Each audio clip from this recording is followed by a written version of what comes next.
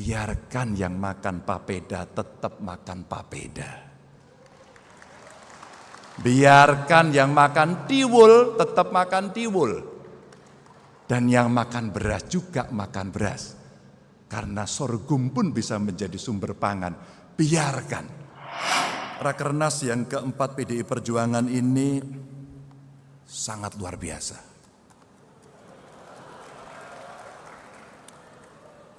Bukan hanya jumlah pesertanya, tapi pilihan temanya yang sangat istimewa. Kedaulatan pangan untuk kesejahteraan rakyat dengan subtema yang sangat-sangat spesifik. Pangan sebagai lambang supremasi kepemimpinan Indonesia bagi dunia. Saya sambil mencoba membayangkan apa yang kemudian dipikirkan oleh Ibu Megawati. Kira-kira apa yang mesti kita kerjakan? Pada Rakernas terdahulu, kita pun membahas persoalan-persoalan rakyat, tema kemiskinan, stunting, pemerintahan yang bersih anti korupsi. Dan kita bangga sebagai kader PDI Perjuangan bahwa partai kita selalu berpikir apa yang dibutuhkan oleh rakyat setiap Rakernas. Kita coba cermati setiap saat Ibu Mega berpidato, setidaknya ada 8 pokok-pokok kebijakan kedaulatan pangan yang Ibu Ketua Umum sudah sampaikan. Poin-poin yang sangat penting itulah buat kita yang ada di eksekutif, legislatif, kita coba mengawal agar itu bisa tereksekusi dengan baik, dengan target-target yang terukur. Dan tentu apa saja itu dari kedaulatan pangan yang menjadi tema kita hari ini, ada satu kata yang membuat semangat kita makin kuat, adalah swasembada. Untuk bahan pokok sehingga kita mampu memenuhi kebutuhan rakyat kita sendiri. Tentu saja itu tidak bisa menggelinding apa adanya begitu saja, karena butuh hadirnya negara untuk bisa memastikan petani dan nelayan menjadi tuan rumah di negerinya sendiri untuk mengurus pangan ini.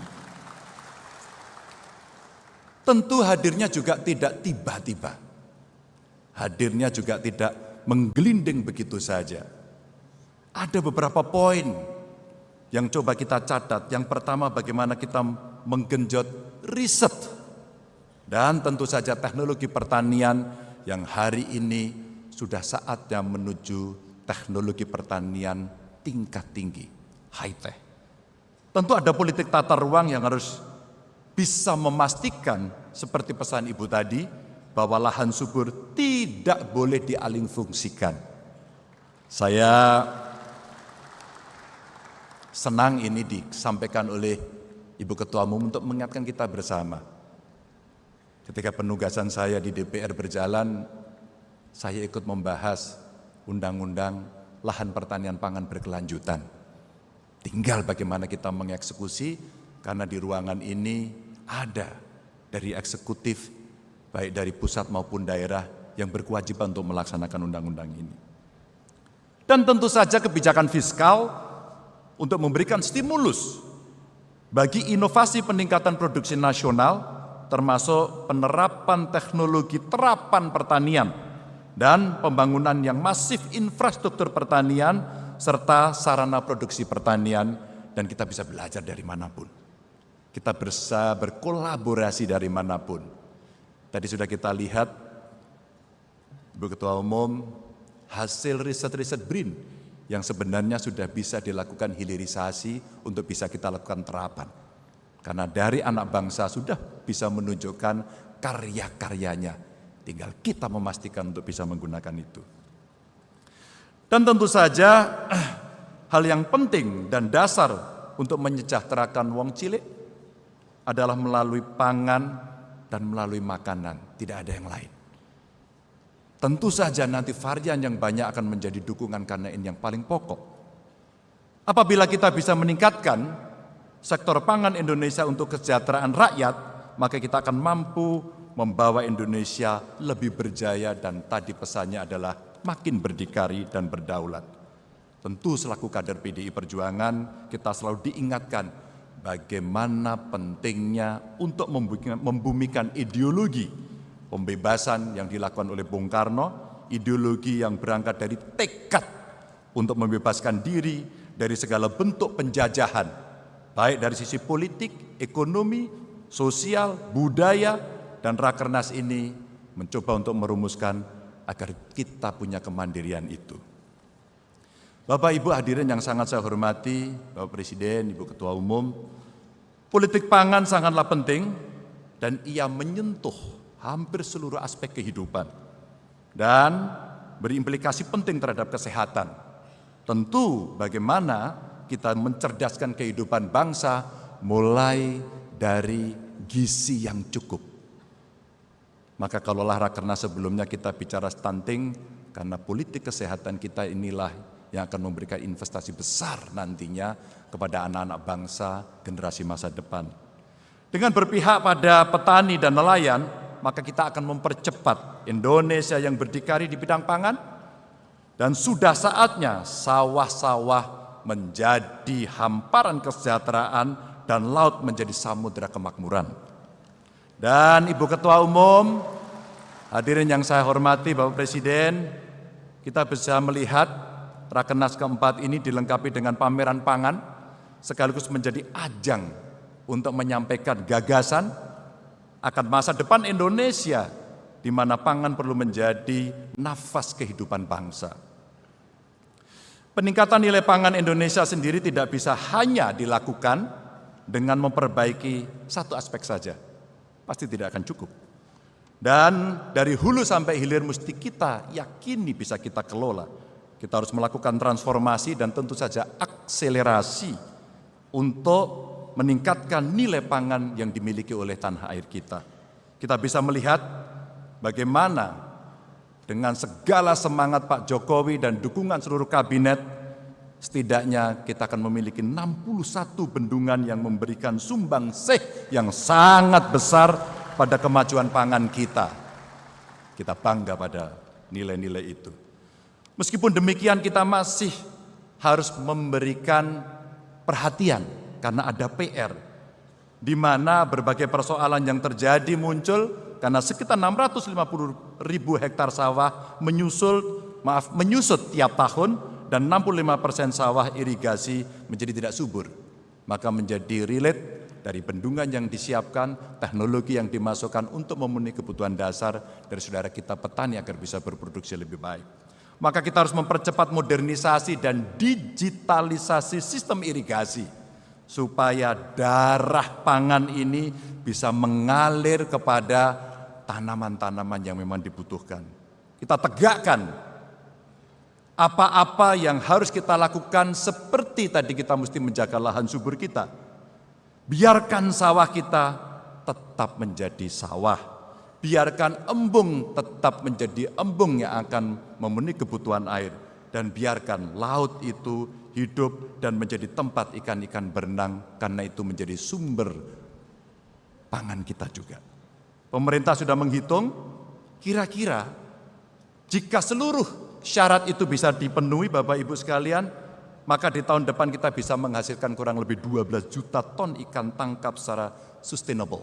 Saya kira kementerian sedang melakukan itu. Artinya kita akan dapat minimal mempertahankan atau kita akan meningkatkan betapa di depan mata kita punya kekayaan yang luar biasa, dan di tahun-tahun berikutnya angka itu akan bisa berkembang bahkan lebih. Tinggal bagaimana kita menjaganya melalui pengawasan yang real di lapangan, melalui penegakan hukum, melalui penangkapan yang terukur, melalui modernisasi budidaya perikanan, serta perbaikan sistem apa yang ada, termasuk akses permodalan, termasuk efisiensi distribusi logistik dalam logistik manajemen. Kita stop proses illegal fishing yang merugikan negara kita sampai 356 triliun. Stop. Mesti kita tarik menjadi kepentingan kita sendiri. Dan kita terus genjot kedaulatan pangan kita melalui diversifikasi pangan yang Bu Mega tadi sampaikan. biarkan yang makan papeda tetap makan papeda. Biarkan yang makan tiwul tetap makan tiwul. Dan yang makan beras juga makan beras. Karena sorghum pun bisa menjadi sumber pangan. Biarkan.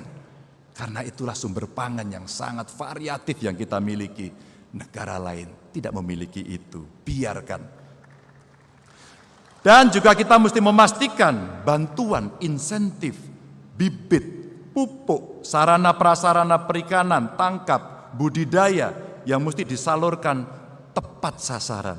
Maka untuk itu zaman sudah berubah, generasi berganti, dan kita tidak bisa mengharapkan berdikari dari pangan ini tanpa kita melakukan sebuah perubahan besar dari sisi teknologi. Dan teknologi modifikasi cuaca, smart farming, sekolah lapang iklim menjadi begitu penting ketika kemudian praktek-praktek ini bisa kita lakukan. Dan kunci dasarnya adalah satu data. Maka satu data Indonesia akan menjadi rujukan utama kita dalam menentukan kebijakan, termasuk dalam politik pangan dan perikanan yang kita miliki, pertanian dalam arti luas. Dan ternyata satu data ini kita bisa gunakan teknologi AI. Kita tahu mana tanah yang oke, berapa pH-nya, tanaman apa, bibit mana yang harus dicukupi dengan kebutuhan benih yang kita mesti bisa bangun sendiri untuk disediakan buat para petani. Dan kita punya analisis semuanya dengan bantuan AI, kita bisa gunakan hasilnya untuk melakukan modernisasi dan industrialisasi agar bisa berjalan on the track. Dan teknologi serta pesawat modifikasi cuaca mesti kita tambah agar jumlahnya bisa memenuhi dan kita bisa mempercepat seluruh target yang mau kita capai.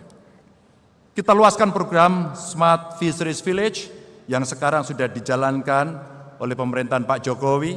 Beberapa contoh dulu dibangun di Kebumen, bagus sekali, dan kemudian ini akan kita tularkan kepada tempat-tempat lain. Lalu pembangunan desa perikanan dengan basis penerapan teknologi informasi, komunikasi, dan manajemen tepat guna yang berkelanjutan untuk meningkatkan ekonomi masyarakat desa. Dan satu program bisa menciptakan banyak tujuan.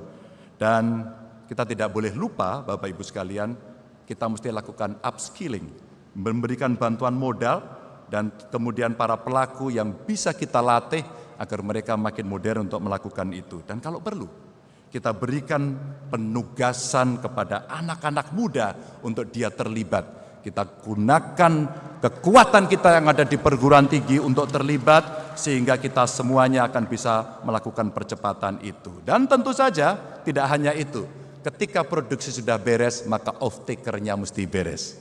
Kalau off-taker-nya beres, maka rasanya 9 bahan pokok mesti kita kendalikan, dan negara tidak boleh melepaskan itu menjadi sesuatu yang makin liberal, karena pangan adalah kebutuhan kita sendiri.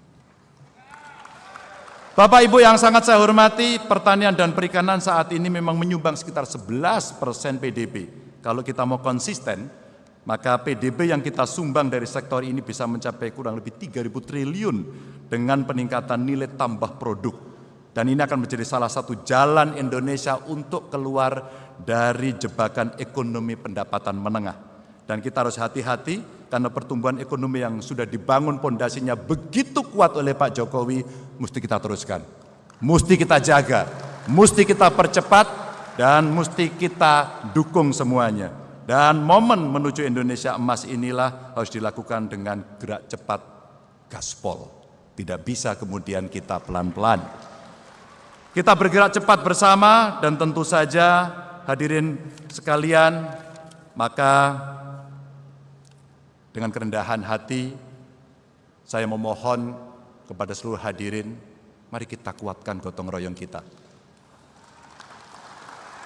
Mari kita siapkan langkah-langkah kita. Mari kita turun bersama mengetuk pintu-pintu rumah untuk menyampaikan misi kita, menyampaikan program kita, menolong mereka dengan kekuatan partai pengusung sekaligus kekuatan relawan. Mohon doanya, mohon dukungannya, dan kita akan bergerak bersama-sama untuk mewujudkan itu semua. Terima kasih. Mohon maaf kalau ada kekurangan. Wassalamualaikum warahmatullahi wabarakatuh. Om Santi Santi Santi Om.